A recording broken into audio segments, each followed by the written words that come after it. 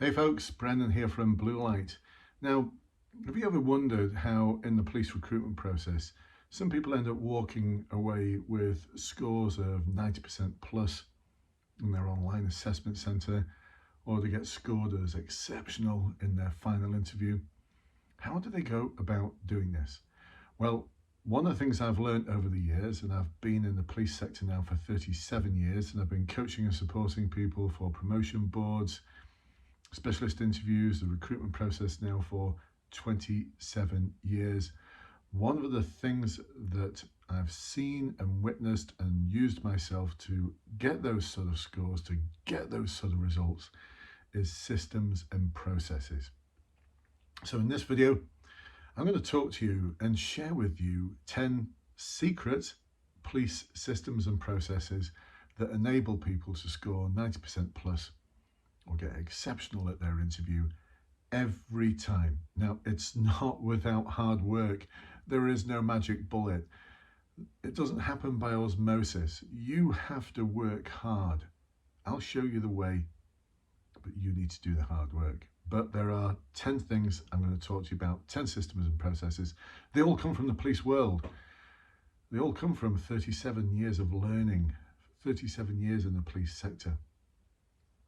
And the majority of these things, if you look them up, you won't find them anywhere on the internet. I guarantee that for at least a few of them, you won't find them anywhere on the internet. And if you do, it probably refers back to an old YouTube video of mine.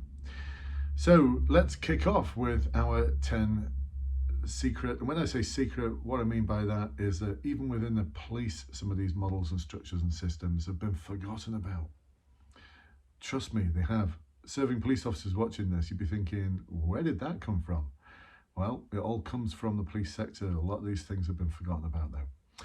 So the first one is one I came up with, and it's how to structure an interview question or an interview answer, more importantly. So if you Google how to answer interview questions, I'll put money on the fact that you're going to see on multiple websites how you should use the STAR structure: situation, task, action, result.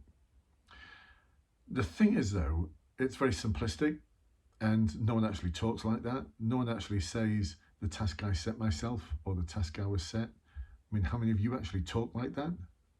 Really? No one talks like that.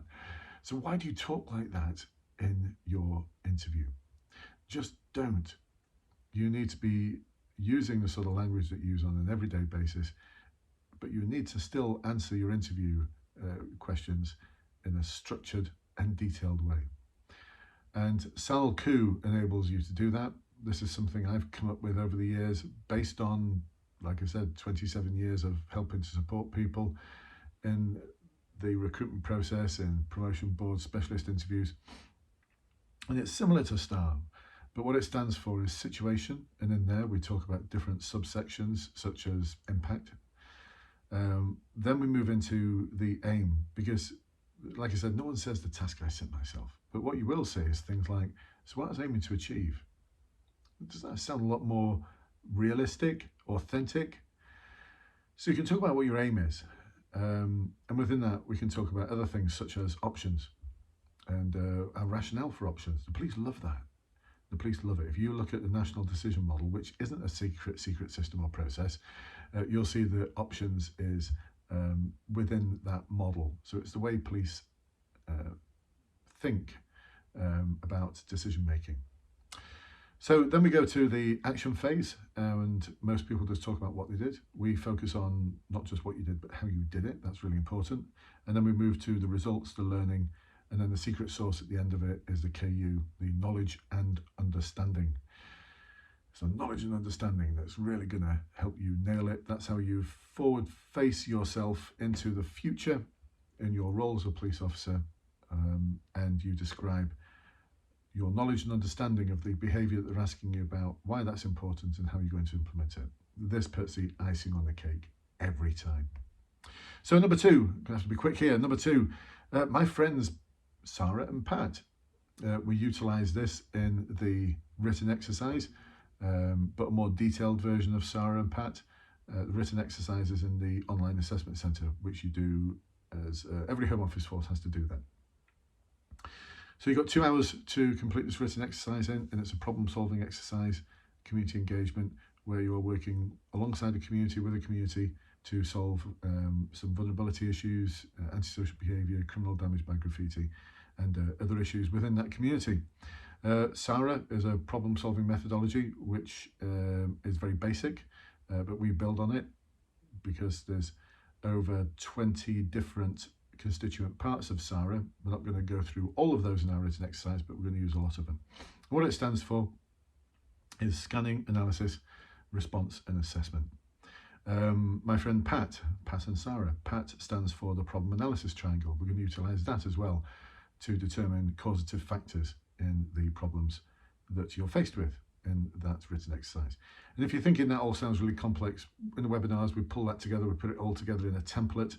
So all you need to do is repeat various aspects of what we talk about and get 90% plus.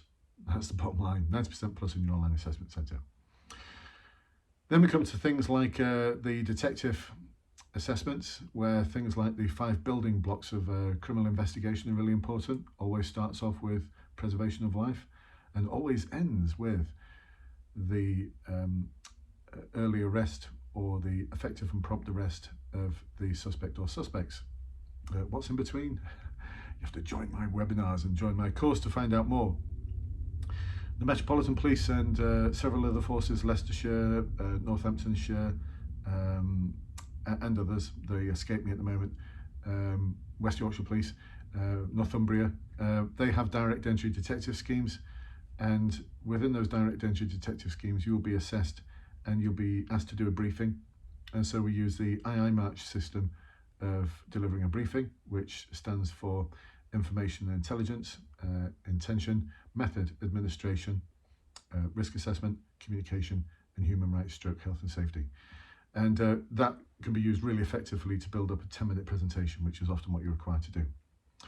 Now we come to one that most serving police officers will not have heard of. Why? Because I don't know why. But it is CUDSAR, and CUDSAR is the way you nail the role plays. So Metropolitan Police will make you do role plays as part of the recruitment process. CUDSAR nails it every day of the week. CUDSAR is a non-contact conflict management model which comes from the public order world of the 1990s. In the 2000s it got replaced with a different model, but I've morphed it into something that enables you to ace role plays every time. Full stop. Full stop. Use CUDSAR, you'll nail it every time. It stands for confront, understand, define and summarise, seek solutions, assess and monitor, and result. And there's loads of constituent parts in each one. And we practice that. We practice it in our webinars every week. We do a little role play practice if someone's going for the Met, and we ensure that they're in a position to completely and utterly nail it. Next comes another constituent part of the role plays, and it's how we utilise our questions. Questioning skills are really important. You will be assessed against questioning skills in your role plays. And we use 5WH, which is our 5 open questions plus how. So the 5 when, what, why, how, where. Did I get them all right then? Anyway, we use them in a simple, complex way, and we TED-Pi them. TED-Pi is a way of making sure that your questions are really specific. It stands for tell me, explain, describe, precisely, in detail, exactly. And what we can do is we can mix them up. So please can you explain to me exactly what happened, when, whatever it is. Nice big open question. That comes from the Peace Package. It's another little police secret, but more about that another time.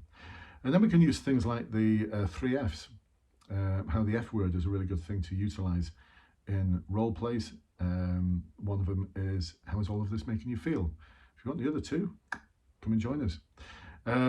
Next we go into things like the 4 Es and the 5-stage appeals process. This is particularly good, elements of this or all of this are particularly good for role plays and also for the briefing exercise that you do as part of your online assessment centre, in terms of giving you a lot of detail that you can use in how you communicate and negotiate and find a compromise with people.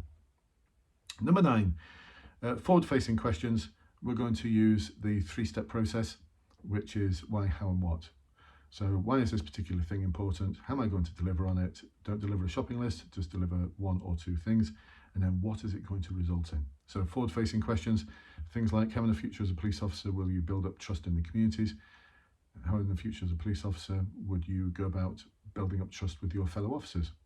How in the future as a police officer would you collaborate with other organisations in order to be effective in problem solving? And lastly, the one that I think you're really going to like is all about values. Now, if you are asked any questions about values, what values are important to the police, what values are important to you, I know what you're going to do. You're going to go straight to the CVF, the Competency and Values Framework, and you are going to say things like impartiality is really important to me because integrity is important to me. I think a sense of public service, transparency is important to me. No, any fool can just rattle off one or more of the 4 values that are in the CVF. We're going to use a different 4, or it's actually 4 plus 2. And this is something I talk about a lot in terms of how we treat people, especially vulnerable people, especially the people we're going to arrest. So this comes into your final interview. You can really impress here in your final interview, or in your bolt-on, the detective briefing that you might have to do, or in other elements of the whole of the assessment process, because when you learn all of these different systems and processes and what underpins them, and you have got really good working knowledge of what they all mean and how to implement them, things like this one are going to enable you to really nail it. So Code G of the Police and Criminal Evidence Act from 1984 was amended in 2012, and what it said is that when you arrest someone for an offence, you should treat them, you must treat them, not should, but must treat them in these 4 ways.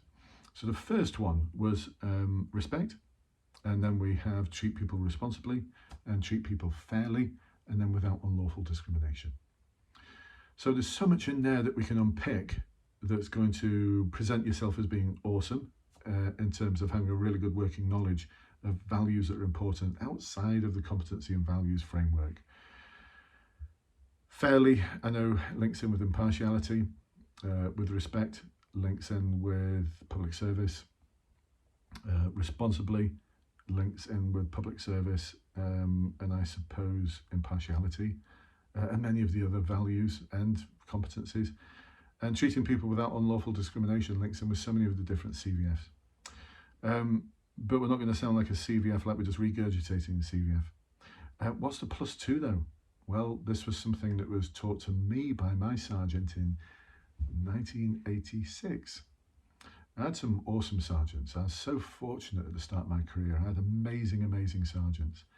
There's so many stories I've told in the past, lessons learned, not stories, but lessons learned. Things like when you arrest someone, you should treat them like a lord. And when you bring them into the charge office, as it was known back then, treat them like a king. I know, a bit sexist, lady or queen. But what's behind that is not just treating people according to the 4 things that come from the amendment in 2012. I'm talking about 1986 here. This was sergeants talking to me as a young 21-year-old police officer, telling me, sharing with me the wisdom that they've picked up. I mean, some of them had joined in the 1950s. Can you believe that? One of my sergeants was nearing the end of his career. He joined in the 1950s. But they didn't need the code of ethics. They didn't need the competency and values framework because it was inbuilt into their DNA. And this was wonderful to listen to their stories. And I still talk about them now. The lessons, things like the integrity test. How to treat people when you arrest them, because these are the most vulnerable people in society. Anyway, the plus 2 is kindness and compassion. That sense that you will treat every person with kindness and compassion. Because we're not just there to deal with them as a prisoner and process them, we're there for a lot more. I haven't got the time to go into it now, but we talk about this and how we would go about doing it in a lot more detail in the interview webinars. These are every week. And check the links below to find out more about the Facebook groups you can join for nothing, and all the services I provide where we have those weekly webinars, where we go through these sort of systems and processes that are going to enable you to get 90% plus, get exceptional, get incredible, get that nod at the end of the interview to say, I'm just going to share with you that you passed because that was just an awesome interview. That was amazing. You'll get the official notification in 2 days' time, but I really hope to see you in the future, hopefully on my team.